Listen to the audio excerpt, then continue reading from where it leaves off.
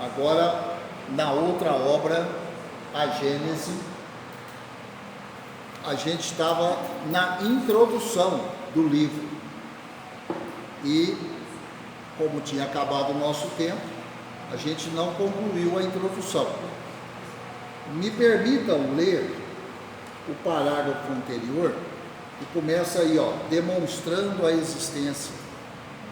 Ajuda a gente pegar o fio da meada. Ajuda a pegar o fio da meada, tá? Então eu vou começar aí, demonstrando a existência. Certo? Introdução.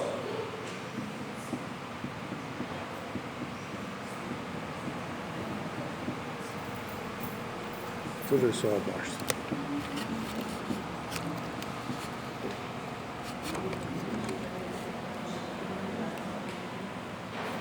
Tô te incomodando. Não? Agora ficou melhor. Pronto? Não? Introdução. Aí no comecinho. Antes. Logo depois do índice. Achou? Ah, não achou? O problema tem as edições, né? Aí vai ter diferença mesmo. Bom, eu vou seguir aqui. Demonstrando a existência do mundo espiritual e suas relações com o mundo material. Então, aqui nessa parte da introdução está fazendo esse paralelo. O mundo espiritual e suas relações com o mundo material. E foi dito aqui anteriormente que não tem como analisar só um. Eu não posso pautar as explicações só no mundo espiritual e nem só no mundo material. A gente acabou de ver aqui a lição do céu e inferno que prova isso. Espiritual e material, né? O Espiritismo fornece o esclarecimento de uma imensidade de fenômenos incompreendidos e considerados, por isso mesmo, inadmissíveis, por uma certa classe de pensadores. Inadmissíveis por uma certa classe de pensadores. Abundam nas Escrituras esses fatos, e por desconhecerem a lei que os rege, é que os comentadores dos dois campos opostos, quais campos? Espiritismo e materialismo, girando sempre dentro do mesmo círculo, quer dizer, o espírita fica só no plano espiritual, o materialista só no plano material, girando no mesmo círculo de ideias, fazendo uns abstração de dados positivos da ciência, o materialista, outros princípio espiritual, do princípio espiritual, não conseguiram chegar a uma solução racional. Então, aqueles que analisam dentro só da esfera, ou espiritual ou material, sem fazer a relação de um com o outro, não consegue explicar muitas coisas. Não consegue. Aí agora a gente consegue acompanhar aqui, que foi onde nós paramos. Essa solução, que solução? Acabou de falar isso, solução racional, se encontra na ação recíproca entre o espírito e a matéria. Ação recíproca entre espírito e a matéria, espírito com a matéria, matéria com o espírito, reciprocidade. É exato que ela tira à maioria de tais fatos o caráter de sobrenatural. Ela quem? A solução. Tira o caráter. Lá no Médiuns e Mediunidades, inclusive, no finalzinho, falou isso. Não existe sobrenatural. Tira essa palavra. Fato sobrenatural. Tem nada sobrenatural. Tudo é natural. Não tem sobrenatural. Porém, que é o que vale mais? Admiti-los como resultado das leis da natureza ou rejeitá-los completamente? Pergunta. Aí fica com cada um. É uma pergunta. O que vale mais? O que te conforta mais? Admitir como resultado de leis da natureza, admitir o quê? Os fenômenos. Leis da natureza, então não é sobrenatural. Ou rejeitá-los completamente. Ah, eu vou rejeitar. Tá bom, então você tem que estar convencido disso. Você tem que se convencer. Agora, não, eu vou aceitar. E como que eu vou me confortar para aceitar sem ficar com dúvida? Estuda. Vai estudar a doutrina. E você vai ter todo o conforto que você precisa. Que é o que nós estamos fazendo. Né? Sua rejeição absoluta arrasta a da própria base do edifício, ao passo que a admissão a tal título, suprimindo-se apenas os acessórios, deixa intacta a base. Tal a razão porque o Espiritismo conduz tantas pessoas à crença em verdades que elas antes consideravam meras utopias. Olha aqui, que coisa, né? Eu mesmo, muita coisa mudou na minha vida depois que eu li o Livro dos Espíritos a primeira vez. Muita coisa. Foi o primeiro livro que eu li. Por quê? Porque o Livro dos Espíritos responde tudo. Não fica uma dúvida depois que você termina de ler o Livro dos Espíritos. Até aquilo que você não sabe que é dúvida, você leu lá a resposta. Porque nós somos tão atrasados que a gente não dá conta nem de dimensionar quantas dúvidas a gente tem. De tão atrasado que nós estamos. Aí a hora que você lê o Livro dos Espíritos, você acaba vendo a resposta de um monte de dúvida que você nem sabia que você tinha. Que livro é esse? Né? Então, é isso que o estudo da doutrina espírita faz. Por isso que eu falei, quer ficar confortável, numa posição confortável, vai estudar. Você vai ficar confortável, muito confortável. Nada vai te incomodar, né?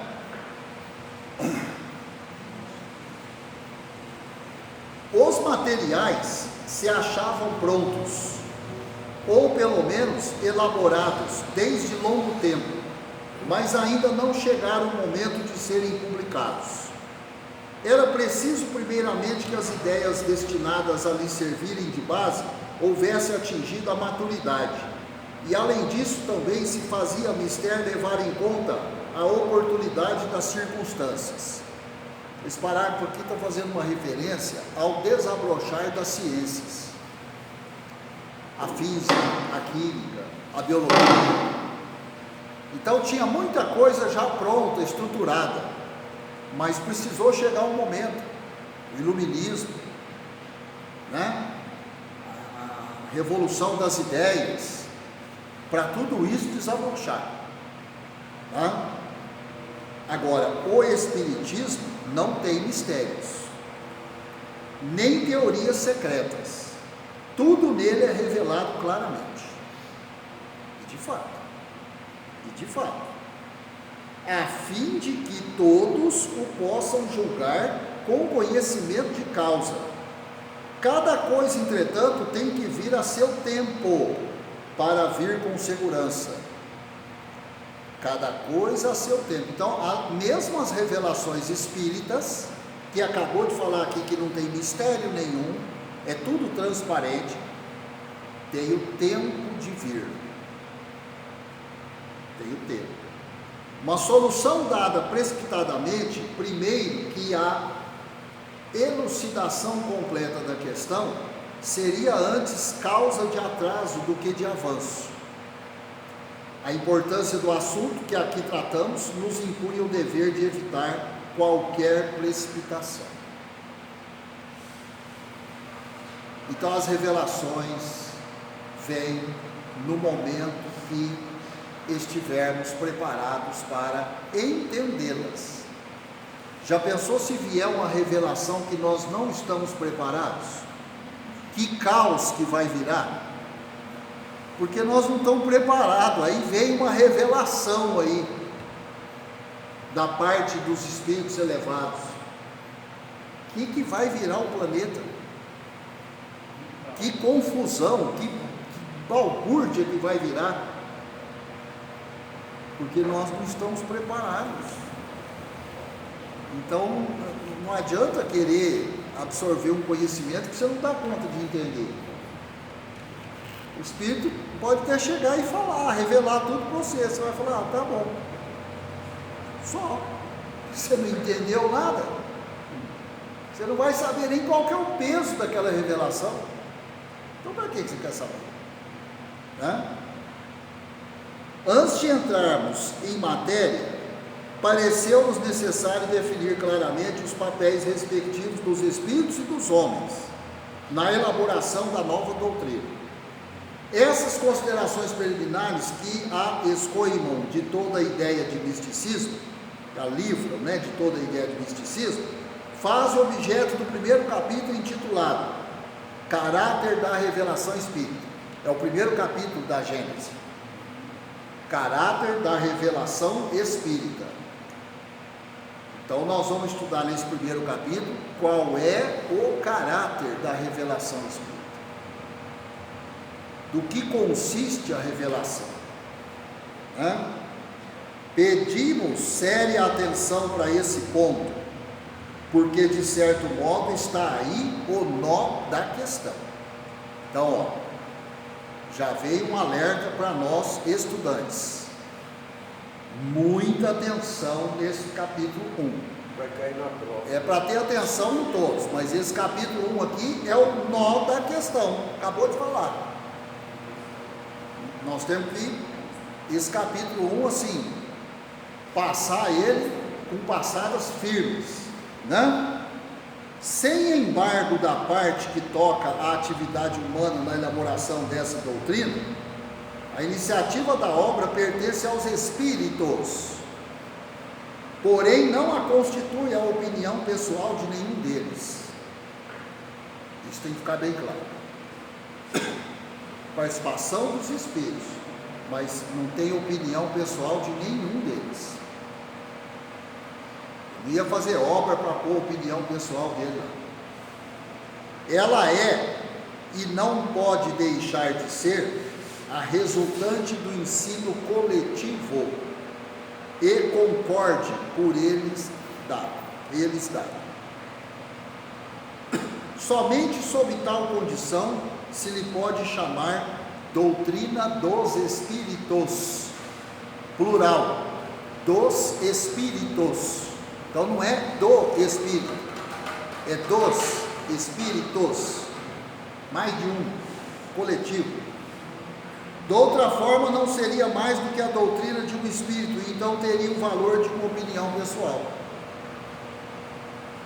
Muito claro, Generalidade e concordância no ensino, esse o caráter essencial da doutrina, a condição mesma da sua existência, donde resulta que todo princípio que ainda não haja recebido a consagração do controle da generalidade, não pode ser considerado parte integrante dessa mesma doutrina. Isso aí tem um significado muito importante, vou repetir. Generalidade e concordância no ensino, esse o caráter essencial da doutrina. Generalidade e concordância. A condição mesma da sua existência, donde resulta que todo princípio que ainda não haja recebido a consagração do controle da generalidade não pode ser considerado parte integrante dessa mesma doutrina. Então, em nenhuma obra, em nenhum ponto da doutrina existe a opinião de um espírito, ou dogma, ou a lei, ou o artigo de um É tudo no sentido geral e com uma concordância da coletividade. Então aí a gente começa a entender, por exemplo, a essência do livro O Céu e o Inferno, que lá na primeira parte, vocês lembram, foi uma parte bem teórica, pesada para a gente, né? Essa parte das comunicações é até assim, mais leve, vamos assim dizer, né? Mas a primeira parte eu lembro que foi pesada, teoria pura, mas em nenhum momento, nenhum de nós foi forçado a admitir as reencarnações, né? A lei do progresso. Nenhum de nós foi obrigado a aceitar isso aí, e nem é atualmente. Não foi, não é e nunca seremos. Ou você se convence pela sua razão, ou não tem outro caminho. Ah, mas eu sou muito limitado, eu tenho dificuldade de entender. Não tem problema, ninguém está falando que tem que ter facilidade para entender. Está com pressa? Eterno? Não precisa ter pressa. Você vai gastar 1000 anos para entender? Não tem problema. O que são 1000 anos? Nada. Então fica tranquilo, né? Mas ninguém vai te impor nada. Será uma simples opinião isolada, da qual não pode o Espiritismo assumir responsabilidade. Então fica aí um bom alerta para a gente, né?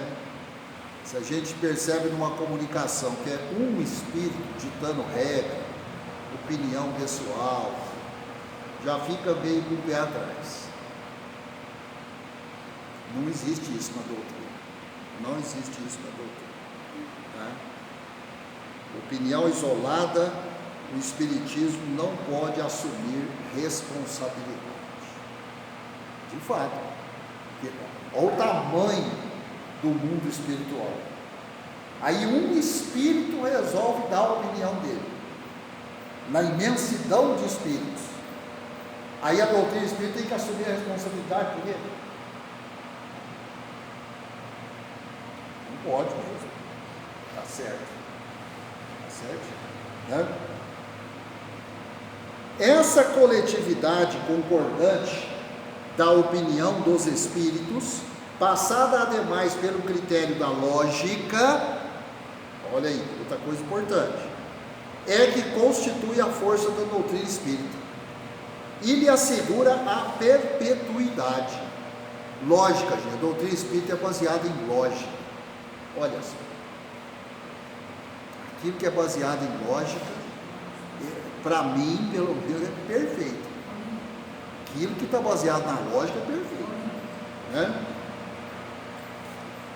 Para que ela mudasse, fora mister que a universalidade dos espíritos mudasse de opinião e viesse um dia dizer o contrário de que tem dito, pois que ela tem sua fonte de origem no ensino dos espíritos. Para que sucumbisse, seria necessário que os espíritos deixassem de existir. Espírito deixa de existir? Espírito morre? Não morre. Então não tem como a doutrina acabar, né? É também o que fará que prevaleça sobre todos os sistemas pessoais, cujas raízes não se encontram por toda parte, como com ela se dá. O Livro dos Espíritos só teve consolidado o seu crédito por ser a expressão de um pensamento coletivo geral. Olha aí. Em abril de 1867, completou o seu primeiro período decenal. Nesse intervalo, os princípios fundamentais cujas bases o livro assentara foram sucessivamente completados e desenvolvidos por virtude da progressividade do ensino dos espíritos. Nenhum, porém, recebeu o desmentido da experiência.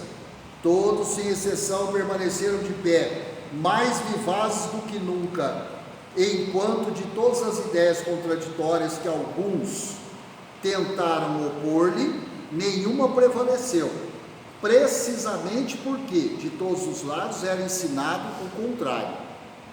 Esse é o resultado característico que podemos proclamar sem vaidade, pois que jamais nos atribuímos o mérito de tal fato. O começo, quando o Livro dos Espíritos foi divulgado, primeira divulgação, a opinião pública caiu de pau em cima do Espiritismo. Mas foi uma verdadeira cruzada contra os espíritas, Allan Kardec. É que Allan Kardec tinha uma posição bastante proeminente na sociedade. Não era um qualquer, né? Mas que a guerra foi pesada no começo, foi. É até hoje. É até hoje, né? Passados aí 200 anos, né? Os mesmos escrúpulos, havendo presidido a redação das nossas outras obras, podemos com toda a verdade dizê-las, segundo o Espiritismo, porque estamos certos da conformidade delas com o ensino geral dos Espíritos. O mesmo sucede com a